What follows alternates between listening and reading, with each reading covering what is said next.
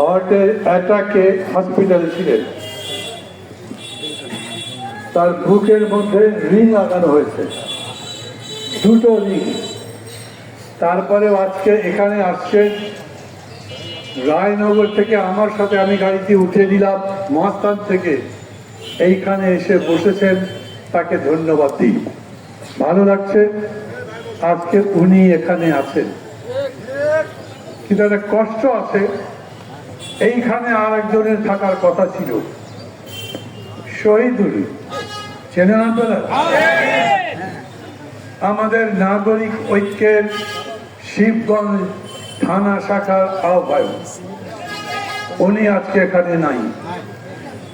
উনি আছেন ঢাকার একটা হাসপাতালে, 4 দিন মৃত্যুর সাথে লড়াই করেছেন।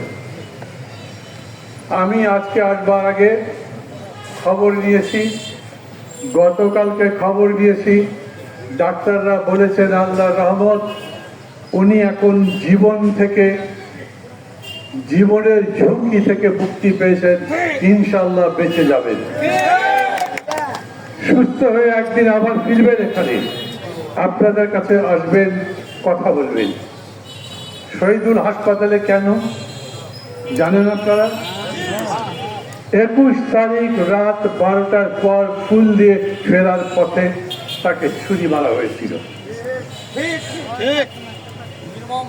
গত 53 বছরে স্বাধীন বাংলাদেশে এই শিবগঞ্জে এই রকম নৃশংস ঘটনা আর ঘটে নাই।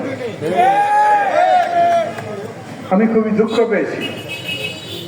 শিবগঞ্জ আমার বাড়ি, শিবগঞ্জ আমার বাপ দাদা 14 পুরুষের জন্ম। এই শিবগঞ্জকে আমি ভালোবাসি বলেই স্কুল জীবন থেকে বাইরে থাকলেও আবার শিবগঞ্জে আসছি রাজনীতি করতে। মনে করেছি আবার যতটুকু যোগ্যতা আছে তাই যে শিবগঞ্জের মানুষের জন্য কিছু কাজ করি। এইখানে এরকম করে আমাদের মধ্যে মারামারি কাটাকাটি হবে এটা চাইনি, এখনো চাই না। কারা করলো? ওই এলাকার মধ্যে সিসিটিভি ক্যামেরা নাই, 20 কোটি টাকা খরচ করে সেইখানে সিসিটিভি ক্যামেরা বসানো হয়েছে। মারা দেবার সময় এই থানা প্রশাসন যারা চালায়, টিএনও, ওসি, তারা ছিল না, দেখেনি, মুখের মধ্যে তালা দিয়েছেন। ওনারা বলতে পারবেন না কারা কারা করেছে। আমি কাউকে কাঠ গড়াই তুলছি না, কাউকে দায়ী করছি না। আমার বক্তব্য হলো অন্যায় ভাবে অন্যকে কষ্ট যদি কেউ দেয় তাহলে তাকে দোষী বলতে হবে, হয় তিনি শোধরাবেন, না হলে তার শাস্তি হবে। পৃথিবীতে এমন কোন শক্তি হয়নি গায়ের জোরে সারা দেশ সারা দুনিয়াকে কবজার মধ্যে রাখে। সবচাইতে বেশি শক্তিশালী হলো বাংলাদেশে শেখ হাসিনা। কি না অন্যায় করেছে, শেষ পর্যন্ত পালাবার রাস্তা পাই। যে অন্যায় করে তার এই রকম পরিণতি হয়। এই ঘটনার পর শহীদুলের বন্ধু বান্ধব পার্টির লোকজন গেছে একটা মামলা করবে। এই যে থানার ওসি, উনি নাকি বলেছেন এই কয়টা নাম কেটে দিতে হবে। উনি কে? আমার যাকে খুশি তাকে নাম দেব। পুলিশ যদি মনে করে, পুলিশ যদি তদন্ত করবার পর দেখে ওর মধ্যে 10টা লোকের কোনো দোষ নেই, তখন তারা নাম বাদ দিয়ে দেবে। কিন্তু আমি যাদের নাম বলবো, পুলিশের অফিসার বলতে পারে নাকি যে এই নাম দেওয়া যাবে না? তারা নাম দিতে দেয়নি। আমার দলের লোকজন কোনো মামলা করেনি। 2 দিন পরে আর একটা বাড়িতে বোমা ফুটলো, আর একটা বাড়িতে কিছু ঘটনা ঘটলো। তারপরে 24 ঘন্টা 48 ঘন্টা লাগলো না, তারা যাদের যাদের নাম দিল তাদের নামে মামলা হলো। এই নামের মধ্যে 1 নম্বরে আছে আমার ছোট ভাই পিয়াল রহমান। পিয়াল রহমানকে সবাই চেনেন। পিয়ার আমার দল করে না, নাগরিক ঐক্য করে না। আমি তার ভাই, আমি নাগরিক ঐক্য করি। আমার কাজ দেখতে করতে মাঝে মাঝে আসে, তার নাম দেওয়া হলো। আমি পুলিশের কর্মকর্তাকে জিজ্ঞেস করি, আপনি পিয়ালকে চেনেন, দেখেছেন আগে কখনো? তার নামে মামলা দিলেন, পত্রিকায় বললেন তাদের নামে মামলা দেওয়া হয়েছে এবং তাদের গ্রেপ্তার করবার জন্য তৎপরতা চলছে। আমি আপনাকে বলি, ওই যে আমরা এখানে বলি না আতুল আলী আদেশের নাম, পুলিশের ওসি হলো যাকে তাকে গ্রেপ্তার করে দেখেন।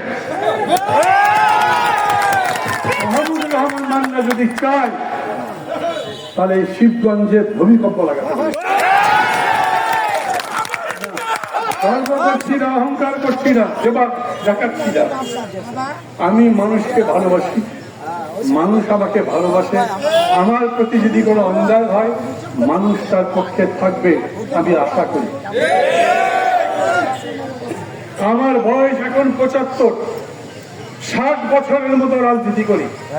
60 বছরে 60 সেকেন্ডের কোন দুর্নীতি অন্যায়ের কথা বাংলাদেশের কেউ বলতে পারবে। আমার ইমানের জোর আছে, আমি অতীতে যা করেছি তা মানুষের সামনে আছে। সেই কারণেই বলেছি আজ এখানে শিবগঞ্জে আমি এসে দাঁড়িয়েছি। আমি আসতে পারবো না শিবগঞ্জে? আমি এসেছি তো, আমি এরকম আসি। কারোর সাথে গাজরি করি না, কারোর সাথে ধাক্কা ধাক্কি করি না, কারোর সাথে ঝগড়া করি না, কিন্তু আমি যেটা ন্যায় মনে করি, ঠিক মনে করি, আমি তা করি।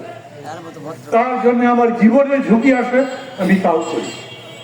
শেখ হাসিনার সরকার আমাকে গ্রেপ্তার করেছিল, 48 ঘন্টা গুম করে রেখেছিল। আমাকে ক্রস ফায়ার দেওয়ার কথা ছিল, কিন্তু যাদেরকে ক্রস ফায়ার করবার জন্য বলেছে তারাই নিজেদের মধ্যে বলেছে ক্রস ফায়ার করা ঠিক হবে না, মানুষ খেপে যাবে। তারা আমাকে নিয়ে সরাসরি ডিবির কাছে দিয়েছে, ওরা কোর্টে দিয়েছে, মামলা করবার চেষ্টা করেছে। 2 বছর ধরে আমার বিরুদ্ধে একটা অভিযোগ পুলিশ গঠন করতে পারে, এবং তারপরে আমাকে বিনা বিচারে বিনা দোষে আমাকে ছেড়ে দেওয়া হয়েছে। আমার সেই ইমানের জোর আছে বলেই আমি বলছি, আমি ঝগড়াঝাটি করবার জন্য কোনো কিছু বলছি না।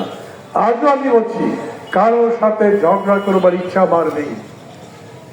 এই দেখেন শেখ হাসিনার সরকারকে সরাবার জন্য 20 দিনের মধ্যে শেখ হাসিনা 1,500-এর মতো মানুষকে হত্যা করেছে। ওই 1,500 মানুষ জীবন দিল কেন? ওই 1,500 মানুষ মনে করেছে শেখ হাসিনার সরকার যদি চলে যায়, একটা ভালো সরকার যদি আসে আমাদের ভালো হবে। কিরকম ভালো হয়? জিনিসের দাম কমতে পারে, রাস্তাঘাট সুন্দর হতে পারে, লেখাপড়ার ব্যবস্থা হতে পারে, আমাদের খাবারের ব্যবস্থা হতে পারে। সারা পৃথিবীর বহু গরিব দেশ, আমাদের চাইতে গরিব দেশ এখন ভালো আছে, তো বাংলাদেশ ভালো থাকতে পারবে না কেন? আজ থেকে 53 বছর আগে এই বাংলাদেশের মানুষের সংখ্যা কত ছিল? 7 কোটি প্রায়। জি 7 কোটি। এখন মানুষের সংখ্যা কত? 20 কোটি, 18 কোটি ধরেন। কিন্তু এই 18 কোটি মানুষ তো খেয়ে পড়ে বেঁচে আছে। অবশ্যই বাংলাদেশের মানুষের সংখ্যা যদি 7 কোটি থাকতো তাহলে এই সম্পদ আমাদের কত কাজে লাগতো ভাবেন। যার ইনকাম হতো 100 টাকা তখন, এখন তিনি 250 টাকার মালিক থাকতেন। সম্পদ বেড়েছে না? তখন যে সম্পদ দিয়ে 10 কোটি মানুষ চলতো, 8 কোটি মানুষ চলতো, এখন 20 কোটি মানুষ ওই সম্পদ জোগাড় করে এই দেশে তৈরি করে। দেশ তো এগিয়েছে, কিন্তু দেশের কোনো পরিকল্পনা নাই। যারা ক্ষমতায় আছে তারা গরিব মানুষের, সাধারণ মানুষের উপকারের জন্য উপযুক্ত পরিকল্পনা করে না। যদি পরিকল্পনা করতো তাহলে মানুষের অভাব থাকতো না, মানুষের মধ্যে কষ্ট থাকতো না। এটা কোন দেশ? আপনি বিচার চাইতে যাবেন, বিচার পাবেন না। আপনি মামলা দিতে যাবেন, মামলা করতে পারবেন না। আপনি যদি পুলিশকে ঘুষ না দেন তাহলে ঘুষ ছাড়া আপনি মামলা করতে পারবেন না। আর এই দেশে এমন কিছু রাজনীতিবিদ আছে যারা মামলা করে মানুষের নামে, অযথা মামলা করে। সেই মানুষের কাছে গিয়ে বলে টাকা দাও তোমাকে মুক্তি দিতে পারি। এই রকম দেশ তো আমরা চাইনি, তাহলে এই 1,500 মানুষ জীবন দিল কেন? এই পরিস্থিতি দেখে আর এইখানে এই শিবগঞ্জে 21শে ফেব্রুয়ারির রাতে যে ঘটনা ঘটলো, আমি আবার বলি, আমি কারোর সাথে পায়ে পায়ে বাড়ি দিয়ে ঝগড়া করতে চাই না। অতএব আমি মনে করলাম আমার একটা পথ আছে, যারা স্থানীয় আছেন তাদের সঙ্গে কথা বলে লাভ নাই বোধহয়। আমি সরাসরি বিএনপির যিনি চেয়ারপারসন অ্যাক্টিং জনাব তারেক রহমান তাকে ফোন করলেন। উনি ফোন ধরেননি, আমার নাম্বার তো উনি চেনেন না, কিন্তু 4-5 ঘন্টা পরে উনি আমাকে ফোন করলেন। আমাকে জিজ্ঞেস করলেন, ভাই কি হয়েছে, কেন ফোন করেছেন? আমি বললাম শিবগঞ্জে এই এই ঘটনা ঘটেছে, আমি আপনাকে জানালাম। উনি আমাকে বললেন, আপনি সবার মুরব্বী, আমাদের মুরব্বী, উনি বললেন আপনার সাথে কারা এরকম ব্যবহার করছে, ডাকেন তাকে, তাদেরকে ডেকে কথা বলেন। আমি বললাম আমি ডাকলে যদি না আসে তারা তো আমার দল করে না, তারা আপনার দল করে। উনি তখন বললেন আমি তাদেরকে বলবো তারা আপনার সাথে কথা বলবে। আমি কথা আর বাড়াবো না। আমি আপনাদের বলেছি আমরা 15 বছর বিএনপির সাথে লড়াই করেছি শেখ হাসিনার অত্যাচার নির্যাতনের বিরুদ্ধে। বিএনপি অনেক নির্যাতন সহ্য করেছে, তাদের নেতারা জেল খেটেছেন, তাদের 1 নম্বর নেত্রী বেগম জিয়া কত নিদারুণ কষ্ট ভোগ করেছেন, তার জন্য অনেক কথা বলেছি, আন্দোলন করেছি, জেল খেটেছি 2 বছর। আমি মনে করি বিএনপি যথেষ্ট জনপ্রিয় একটা দল। হয়তো এমনও হতে পারে সামনে যখন ভোট হবে তখন বিএনপি বেশি ভোট পেয়ে ক্ষমতায় যাবে। আমি বেগম জিয়াকে, তারেক রহমানকে, তাদের বলি আপনারা ক্ষমতায় গেলে যেই যেই কথা বলেছেন জনগণের কল্যাণের সেগুলো করবেন তো? তাদের কথা শুনছেন আপনারা? তারা বলছে সংস্কার করবেন, তারা বলছেন মানুষের ভাগ্যের পরিবর্তন করবেন। আমি দেখতে চাই, তাদের সাথেও থাকতে চাই, তাদের সহযোগিতা করতে চাই, তাদের বন্ধুত্ব করতে চাই। আবার আপনাদের সবাইকে আমি তাদের বন্ধু বানাতে চাই, যেন তারা জনগণের জন্য কাজ করে। 53 বছর ধরে অনেক সরকার আসছে, ভোটের আগে ভালো ভালো কথা বলেছে, ভোটের পর ক্ষমতায় গিয়ে করেনি। মনে করিয়ে দেব তাদেরকে, আপনাদের কিন্তু করতে হবে। আমি দেখতে পাচ্ছি বিএনপি দলের মধ্যে কেউ যদি বাড়াবাড়ি করে, সারা দেশের মধ্যে যদি চাঁদাবাজি দখলদারিত্ব চালু হয়, ওনারা অন্তত 1,500 লোককে দল থেকে বহিষ্কার করেছেন, এরা অন্যায় করেছে। আমি বলেছি ওই রকম নেতৃত্বকে আমিও সম্মান করব, ওই রকম নেতৃত্বের পক্ষে আমিও মানুষকে বলবো। আর তার উল্টাটা যদি হয় তাহলে তার উল্টা করতেও আমার কোনো সময় লাগবে। আমি এজন্যই যখন তারা বললেন তাদের সাথে কথা হলো, আমি আশা করি এরপর থেকে এগুলো সব ঠিক হবে ইনশাআল্লাহ। আমি শিবগঞ্জকে একটা আদর্শ শিবগঞ্জ দেখতে চাই। আমি মানুষের মুখে হাসি দেখতে চাই, মানুষের কষ্ট দেখতে চাই না।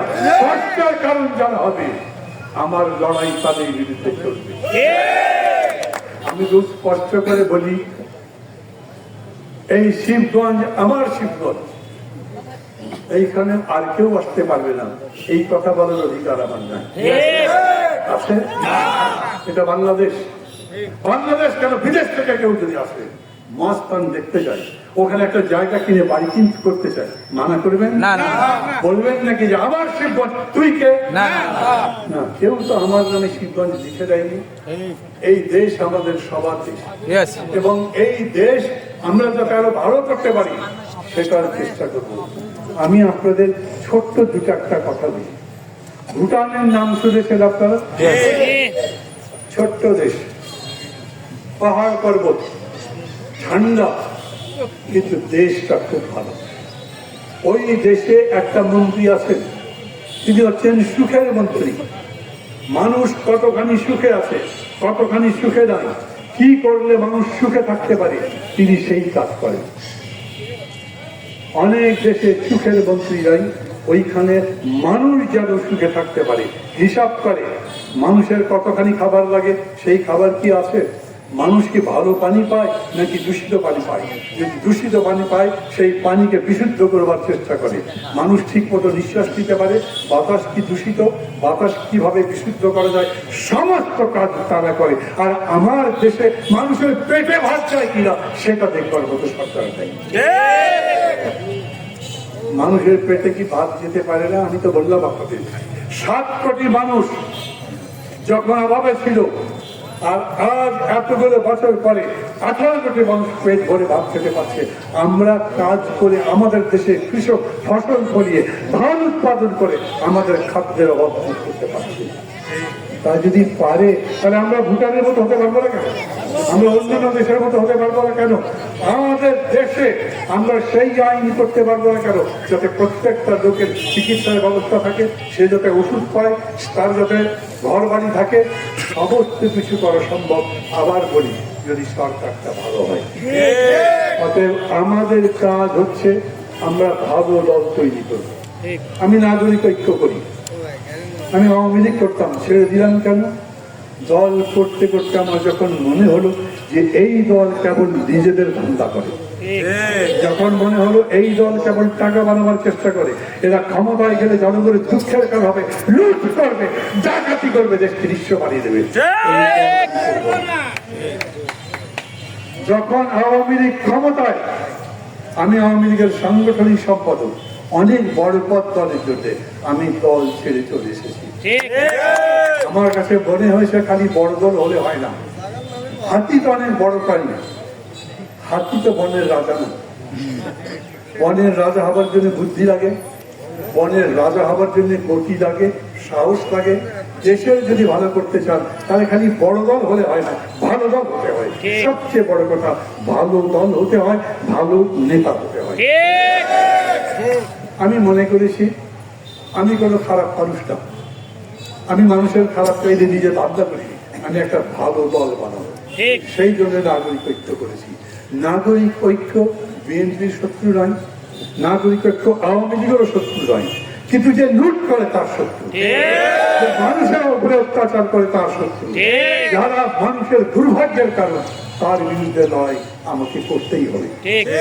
আপনি যদি দেখেন আপনার প্রতিবেশী অভাবে আছে, না খেয়ে আছে, আমরা আমাদের নিজেদের ঘরে খাবার না থাকলেও তাকে অর্ধেকটা খাবার দেই, এটাই মানুষ। আর যেই মানুষ পাশে একটা দরিদ্র লোককে দেখে, অভুক্ত লোককে দেখে, অনাহার আছে একটা লোককে দেখেও তাকে খাবার দেয় না, সে তো মানুষই না। মানুষ মানুষের জন্য, মানুষ গরু ছাগলের জন্য কাজ করে, মানুষ প্রাণীদের জন্য, মানুষ হলো দয়ার সাগর, মানুষের শক্তি আছে, মানুষ চাইলে সব রকম অবস্থার পরিবর্তন করতে পারে। এবং আবার বলি, সেটা সম্ভব যদি ভালো সরকার হয়, ভালো পার্টি হয়, আর তার সাথে সাথে প্রশাসন ভালো হতে হবে। আপনি টিএনও অফিসে যাবেন, ওইখানকার অফিসার আপনার সাথে কথা বলবে না। টিএনও কি আপনার বস? টিএনও আপনার প্রভু? ওইখানে যারা যারা অফিসার তারা আপনাকে নির্দেশ দেবে নাকি আপনার অনুরোধ রক্ষা করবার দায়িত্ব তার? সে তো আমার শাসক নয়, সে আমার সেবক, সে আমাকে সেবা দেবে, আমার যেটা দরকার সেটা করবে, আমি যে কাজের জন্য যাবো সেই কাজ করবে, সেই জন্য তাকে রাখা হয়েছে। আমার ট্যাক্স দিয়ে তাকে আমি বেতন দিই না, তার মানে বেতন তো আমি দেই, বেতন আমি দেই, জনগণের টাকা তার বেতন, সে করবে না কেন? অতএব সরকারের দায়িত্ব হচ্ছে সেই রকম প্রশাসন তৈরি করেন, সরকারের দায়িত্ব হচ্ছে সেই রকম অফিসার বানান যারা জনগণের জন্য কাজ করে। কিন্তু সরকার যদি মনে করে আমাকে ক্ষমতায় থাকতে হবে, এই জন্য পুলিশ যেন আমার সাথে থাকে, এই জন্য পুলিশকে ভুল দেয়, তাহলে সেই সরকারে আমার কি দরকার? সরকার যদি তার নিজের প্রশাসন এমন করে বানায় যে প্রশাসন কেবল তার কথার মতো চলবে, তার কথা শুনবে, তাহলে জনগণের কোনো কল্যাণ হবে না। আমি আজ এতগুলো বছর চলতে কোনোদিন প্রশাসনের পরে কোনো নির্দেশ দিইনি, কিন্তু আমি জানি অনেকে আছেন যারা প্রশাসনকে ধমক দেন, প্রশাসন যেন কাজ করতে বাধ্য হয় সেরকম করে ভয় দেখায়, বড় বড় নেতাদের কথা বলে, আবার মাঝে মাঝে দরকার হলে ঘুষ দেয়, টাকা দিয়ে মামলা করে। এই সমস্ত লোকজনকে হয় বদলে দেন, বলেন যে ভালো হয়ে যাও, আর তাহলে তোমরা তোমাদের মতো থাকো, তোমাদের দিয়ে জনগণের কোনো কল্যাণ হবে না। আমি আবারও বলি, দলে দলে মারামারি, দলে দলে গোলমাল কেন হবে? আমি যদি ভালো দল হই, ভোটে দাঁড়াবো, ভোটে জনগণ আমাকে ভোট দেবে, আমি সরকারে যাব, আমি সরকার চালাবো, কিন্তু আমি সরকার চালাবো মানে অন্যের উপরে অত্যাচার নির্যাতন করবো না, মিথ্যা কথা বলবো না। শহীদুলের কথা আবার বলি, শহীদুল কেন ছুরিকাহত হলো? বলে যে নাগরিক ঐক্যের মধ্যে গোলমাল, দুই গ্রুপে কে? একদিকে শহীদুল আর একদিকে আব্দুল বাসেদ বাদশা। বাদশাকে চেনেন? এখানে আছে, এখানে কোনো বাদশা আছে। ও যদি গ্রুপেই থাকবে, শহীদুলের বিরুদ্ধে থাকবে, শহীদুল ছুরি কাট তাই যদি চাপে, তাহলে এইখানে আসতো কেন? নাগরিক ঐক্যের মধ্যে সব গ্রুপিং নাই। তার চেয়ে বড় কথা হলো কি, নাগরিক ঐক্যের মধ্যে নিজের দলের মধ্যে গ্রুপিং দূরের কথা, অন্য দলের কোন লোককেও যদি অন্যায় ভাবে কোনো আচরণ করে, তাকে আমি মাহমুদুর রহমান মান্না, দলের সভাপতি, দলের 1 নম্বর ব্যক্তি, তাকে দলে রাখবো। আমি সেরকম করে দল বানাতে চাই, যেই দলের আমার দলের নেতা কর্মী যাতে জনগণের সেবা করে, মানুষের বন্ধু হয়, অন্য দলের সাথে বন্ধুত্বপূর্ণ সম্পর্ক করে। কোন দলের সাথে, আবার বলি, আজ দেশের এমন একটা অবস্থা জানেন সবাই, ওই যিনি ছিলেন হেলিকপ্টারে করে আগে কলকাতা গেছেন, তারপরে সেখান থেকে এখন দিল্লিতে আছেন, দিল্লি থেকে কি করছেন জানেন? আমাদের পাশের যে দেশ সেই দল আমাদের পানি দেয় না, সেই দল আমাদের বিভিন্নভাবে সমস্যা তৈরি করে। আমরা বলছি আমাদের এক থাকতে হবে, ঐক্যবদ্ধ থাকতে হবে। নিজেদের মধ্যে যদি ঝগড়া করি, তাহলে বিদেশি শক্তি কেবল নয়, দেশের মধ্যে যারা জনগণের শত্রু, তারা আমাদের এই অবস্থার সুবিধা নিতে পারে, আমাদের ক্ষতি করতে পারে। অতএব সেটা করা চলবে না। নিজের দলের মধ্যে তো ঐক্য হবেই, বাকি দলগুলো আমরা নিজেদের মধ্যে ঐক্য করি, কিন্তু আমাদের মধ্যে কি ঐক্য আছে? আমাদের মধ্যে আছে, অন্যান্য দলগুলোর সাথে আমরা তাদের সাথে ঐক্য করতে চাই। এরকম হতে পারে, ধরেন আপনারা তো দেখছেন কোন কোন দল বলছে সবার আগে জাতীয় সংসদের নির্বাচন দেওয়া হবে, আবার কোন কোন দল বলছে না আগে স্থানীয় সরকারের নির্বাচন দেওয়া হবে। কোনটা দেওয়া হবে? আমি কি করবো? দুইজন বলেন স্থানীয়, দুইজন বলেন জাতীয়। আমি বলছি আমি স্থানীয় আর জাতীয়কে একসাথে করে কথাবার্তা বলি, ভাই বোঝাই, দুইজনের মধ্যে একটা সমঝোতা বানাই, বন্ধুত্ব করি। যদি বন্ধুত্ব নাই হয়, তাহলে আমি যেটা ঠিক মনে করবো, আমি যদি শাসক হই, আমি বলবো এটাই আগে করি, আপনি একবার মেনে নেন। আপনি একটা কথা তাদের মানেন, আমারটা মানেন, পরে আর একটা মানবেন। নিজেদের মধ্যে সমঝোতা করতে হবে। কখনো যদি এমন হয় নিজেদের মধ্যে মিলছে না, একেবারেই মেলে না, তখন হার মাত্র দিতে হবে, না হলে কোনটা হবে? যদি বলেন আগে জাতীয় সংসদ নির্বাচন, একজন বলেন না স্থানীয় নির্বাচন, আর যদি বলেন জাতীয় নির্বাচন হতে দেব না, আর যারা জাতীয় নির্বাচনে তারা যদি বলেন স্থানীয় নির্বাচন হতে পারবে না, তাহলে তো নির্বাচনই হবে না। নির্বাচন না হলে কে আসবে? নির্বাচিত একটা সরকার আসবে, তাই তো? মার্শাল্লাহ হবে, তখন এরকম সভা করতে পারবেন না। মার্শাল্লাহ হলে কথা বলতে পারবেন না, মার্শাল্লাহ হলে নিজের ইচ্ছা মতো চলতে পারবেন না। এই জন্য গণতন্ত্র সবচেয়ে ভালো। আমি কথা বলতে পারি, যাতে আমার মত প্রকাশ করতে পারি, আমার পছন্দ মতো নেতা নির্বাচন করতে পারি, আমার যাকে পছন্দ তাকে দেব। ও যদি ঠিক মতো কাজ যা করতে পারে, তাহলে একসময় তাকে বাদও দিতে পারে। এরকম আছে না? ভোটের আগে ভালো ভালো কথা বলে, কিন্তু ভোট হয়ে গেল তারপরে তার চেহারা করতে গেছে। পৃথিবীর অনেক দেশে নিয়ম আছে, কোন লোক নির্বাচিত হবার পরে যদি তার নির্বাচন পূর্ব কথার বরখেলাপ করে, তাহলে তাকে বাদ দিয়ে নতুন নির্বাচন করা যেতে পারে। এগুলো বিধানে চালু হচ্ছে। আমরা এরকম একটা দেশে আইন করতে চাই, যে আইনের মাধ্যমে জনগণের অধিকার নিশ্চিত হয়।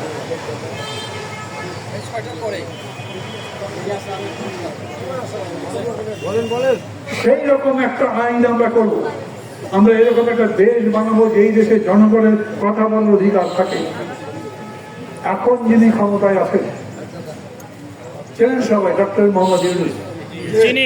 উনি বলেছেন আপনাদের যা বলতে ইচ্ছা করে বলেন, কথা বলার জন্য আমি কাউকে আটকাবো না, কথা বলার জন্য কেউ জেলে যাবে না, কথা বলার জন্য কার উপরে কোনো নির্যাতন করা হবে না। তার মানে মানুষ যদি কথা না বলে তো মানুষ তো বাঁচতেই পারবে না। অতএব মানুষের কথা বলার অধিকার থাকতে হবে, মানুষের গান শোনার অধিকার থাকতে হবে, মানুষের যা ভালো লাগে সেটা করবার ইচ্ছা সেটা করবার তাকে অনুমতি দিতে হবে। কিন্তু তার মানে একটা মহিলা উঠিয়ে নিয়ে যাবেন ভালো লাগছে না, একটা বিধর্মী লোক, একটা হিন্দু লোক, ও হিন্দু এটা ওকে ছুরি বসে মেরে দেবো, তা করতে পারবেন না। অন্যের অধিকারের উপর হস্তক্ষেপ করতে পারবেন না, অন্যের কোনো ক্ষতি না করে আপনি নিজে আনন্দ উপভোগ করতে পারবেন। জীবনটা তো কষ্ট করবার জন্য নয়, জীবনটা উপভোগ করবার জন্য। যারা আমরা বেঁচে আছি তারা ভালোভাবে বেঁচে থাকতে চাই। আমরা কষ্ট কষ্ট কষ্ট কষ্টের মধ্যে আমাদের জীবনযাপন করবো, এইটার জন্য জীবন নয়। আমাদের দেশ কেন একসাথে একটা দেশ বানানো কেন? কারণ এই দেশ মিলে সারা দেশের যতগুলো মানুষ আছে সেই মানুষগুলো যাতে ভালো থাকে তার চেষ্টা করব, এবং তার দায়িত্ব পালন করবার জন্য আমরা একটা সরকার। আমরা যে ভোট দেই কেন? সরকার বানাবার জন্য। যেই দল বেশি ভোট পায় তারা ক্ষমতায় যায়, কিন্তু তিনি ক্ষমতায় যান মানে তিনি যা ইচ্ছা তাই করবেন তা করতে পারবেন না, তার ব্যবস্থা করতে হয়। এই জন্য আমরা বলছি আমাদের দেশ গত ৫৬ বছরে জনগণের সেই রকম একটা দেশ হয়নি, আমরা সেই রকম দেশ বানাতে চাই। এই জন্য সবাই সংস্কারের কথা শুনছেন। সংস্কার মানে কি? যা আমার বিপক্ষে, যা আমার স্বার্থ রক্ষা করে না, যা আমার ভালো করে না, সেগুলো বদলে আমি ভালো ভালো জিনিস করতে চাই। এমন কিছু কিছু কাজ করবো যাতে আমার ভালো হয়। কি সেই কাজ? আপনাদের কারো গভীর অসুখ হলো, ডাক্তারের কাছে সবাই যেতে পারেন না,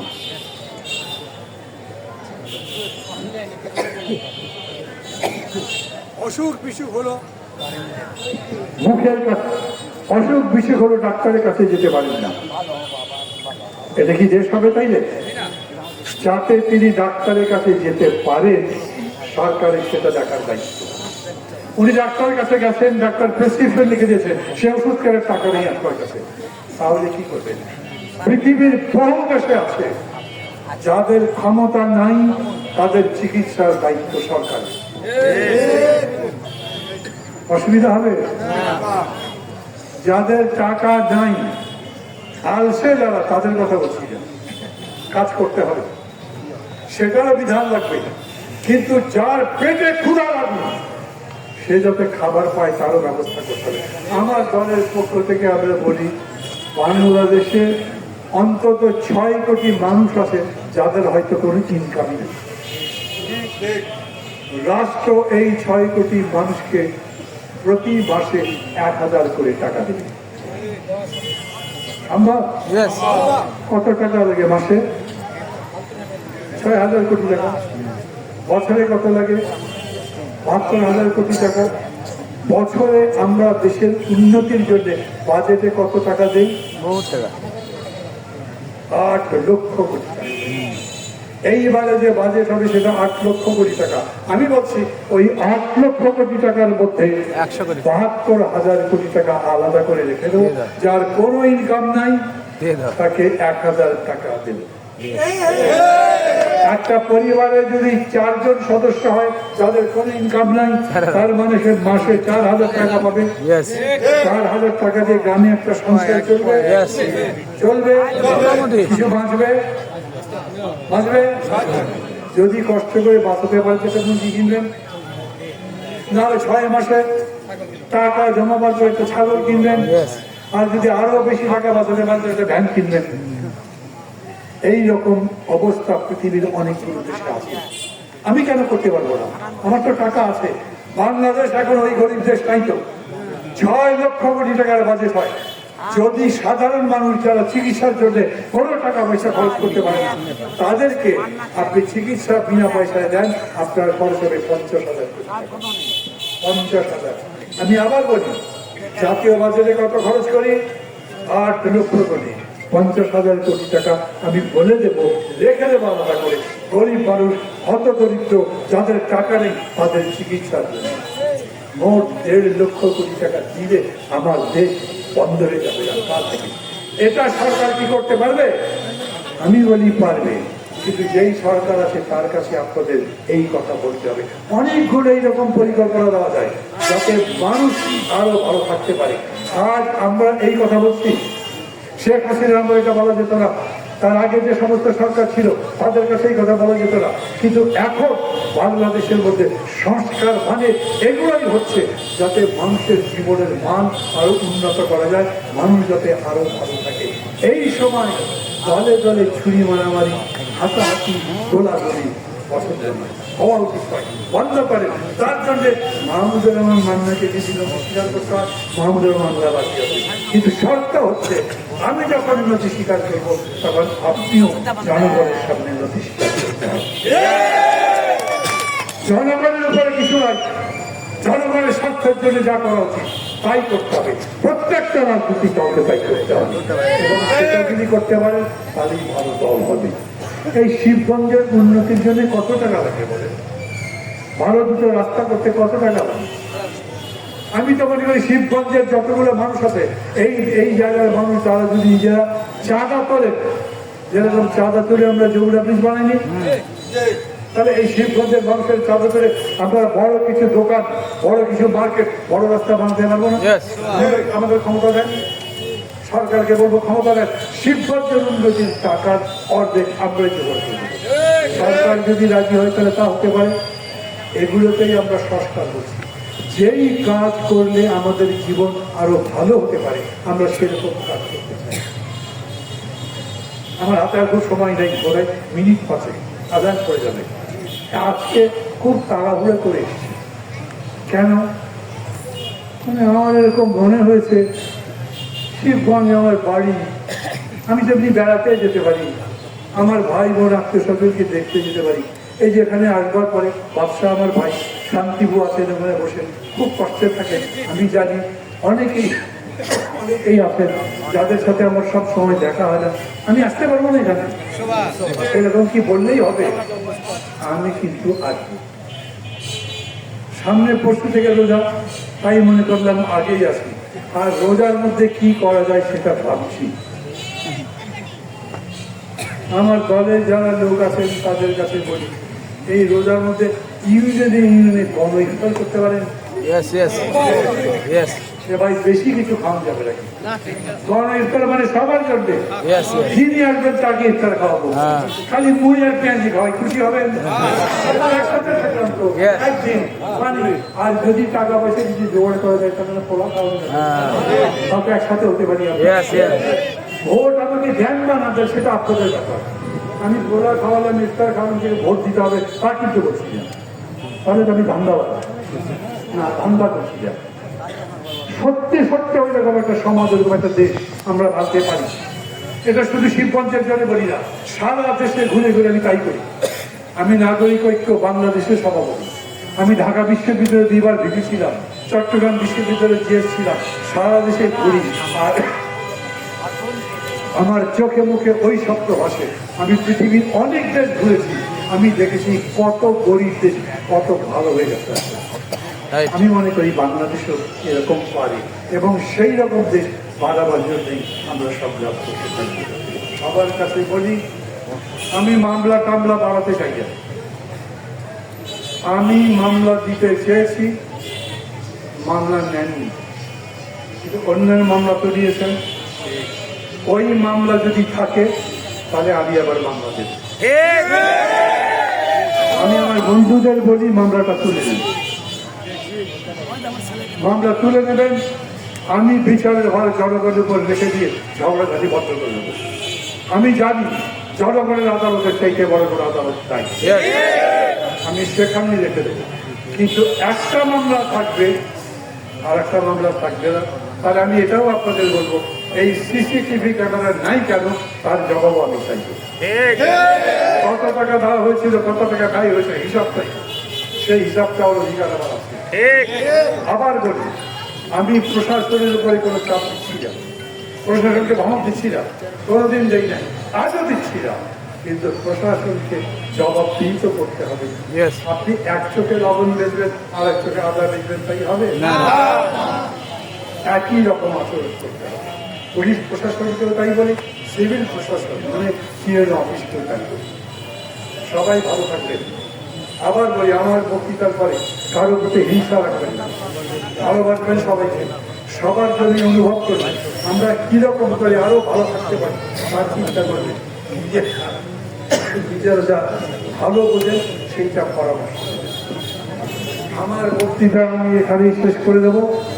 আমার দলের নেতা কর্মী যারা আছেন, অন্য যারা আছেন, তাদের সবার কাছে বলি, আমি সকাল 8টায় রওনা হয়েছি, আমার বয়স 75, আমার এখনই রওনা হয়ে আবার ঢাকায় যেতে হবে।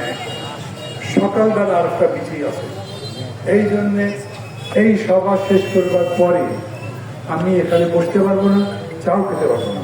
আপনারা বলবেন এতদূর কষ্ট করে আসছে, চা খেয়ে যান। না ভাই, চা খেলে আধা ঘন্টা লাগে, আধা ঘন্টা আমার 10টা হবে। আবার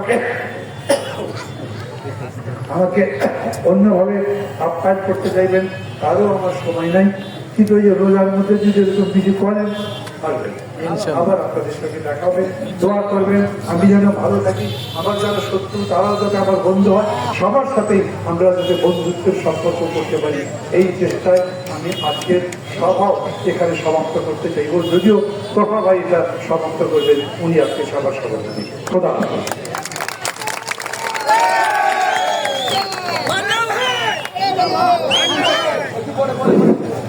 বিসমিল্লাহির রহমানির রহিম।